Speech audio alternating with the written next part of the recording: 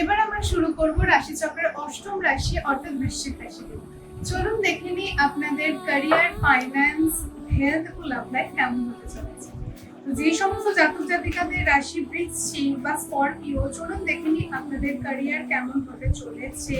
13 April থেকে 30 এপ্রিলের time লাইনটা বৃশ্চিক রাশির ক্যারিয়ার কেমন যাবে।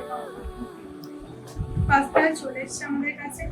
আমরা ফাইন্যান্স দেখবো, ফাইন্যান্সেরও কার্ড চলে এসছে। এবার আমরা দেখবো হেলথ কেমন যাবে বৃশ্চিক রাশির জাতক জাতিকাদের 13 এপ্রিল থেকে 30 এপ্রিলের টাইম লাইনটাতে হেলথ কেমন যেতে চলেছে।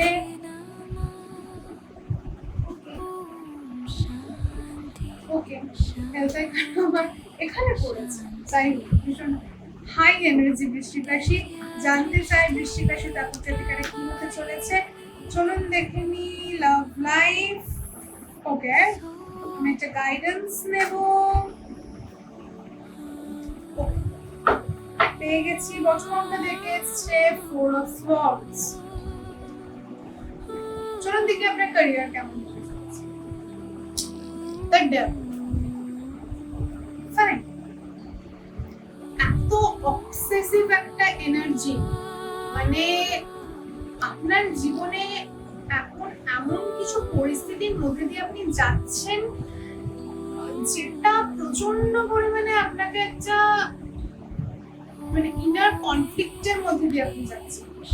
ভীষণ ইমোশনালি আপনি একদম উত্থাল পুতাল হচ্ছে আপনার, বুঝতে পারছেন না কি হচ্ছে। একটা ভীষণ হেভি একটা এনার্জি। ক্যারিয়ার ওয়াইজ আমি বলবো প্রচন্ড পরিমাণে অবসেসিভ ওয়েতে কিছু একটা করছেন, কেউ অবসেসিভ ওয়েতে জব খুঁজছেন, বা কেউ কেউ তো টাকা ইনকামের জন্য এত পরিমাণে চাপ নিয়ে নিচ্ছেন যে আপনারা চিন্তাই করতে পারছেন না।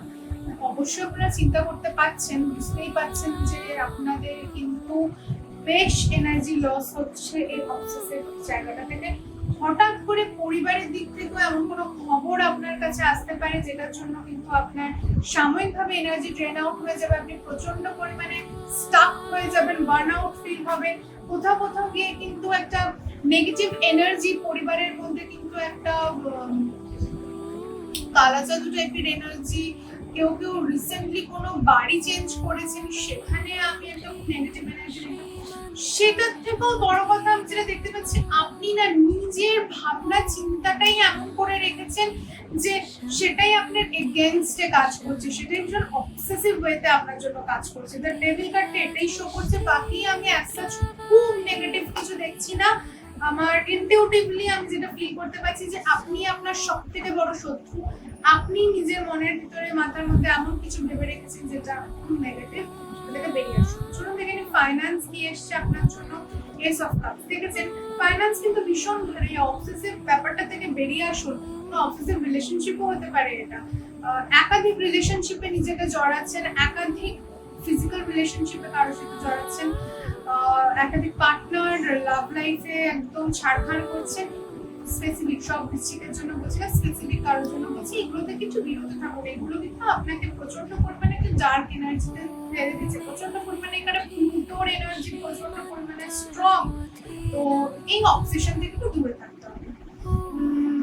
ফাইন্যান্স হিসেবে আমি যা দেখতে পাচ্ছি, ভগবান আপনাকে আশীর্বাদ দিয়েছে। আপনি ভীষণ পরিমাণে ফাইন্যান্সিয়ালি স্টেবল থাকবেন, নতুন অপরচুনিটি পাবেন, নতুন কিছু করবার সুযোগ পাবেন। ভগবান অনেক ডোর ওপেন করছে আপনার জন্য। ওভারঅল ফাইন্যান্স কিন্তু আপনার জন্য ভালো আছে। নতুন কিছু করতে পারবেন, ভালো সেভিংস করতে পারবেন, কিছু নতুন কিনতে পারবেন। এখানে গোল্ড দেখতে পাচ্ছি, তো কেউ কেউ গোল্ড পারচেস করতে পারেন এই টাইমটা। বৃশ্চিক রাশির জন্য ফাইন্যান্সটা কিন্তু মোটামুটি ভালো আছে। দেখুন হেলথ, দ্য সান কার্ড, হেলথটা ভীষণ ভালো গেছে, ভালো যাচ্ছে আপনাদের।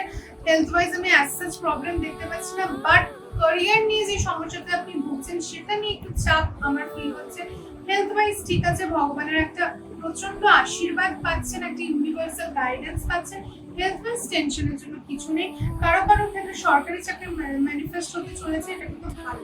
লাভ লাইফে কুইন অফ সোর্ডস, লাভ লাইফে যদি এত স্ট্রেট ফরওয়ার্ড হন তাহলে লাভ লাইফটা বাঁচিয়ে রাখাটা একটু মুশকিল, কারণ এত পরিমাণে কাটছাট কথা বলাটা একটু চাপের।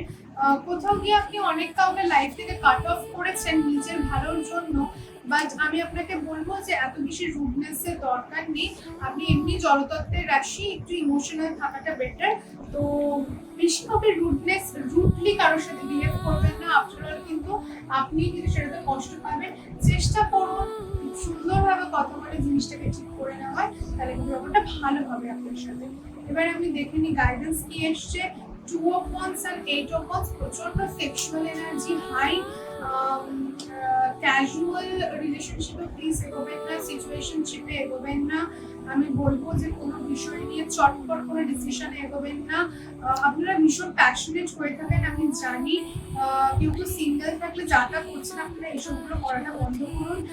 নিজের এনার্জিকে প্রোটেক্টেড রাখুন, একটুখানি দূরে চিন্তা ভাবনা করুন। ওভারঅল এই টাইম লাইনে কিন্তু কোথাও ঘুরতে যাওয়ার প্ল্যান হতে পারে, নতুন কারোর সাথে সম্পর্কে জড়াতে পারেন, নতুন কিছু শুরু করতে পারেন। ওভারঅল কিন্তু এনার্জি ভালো আছে।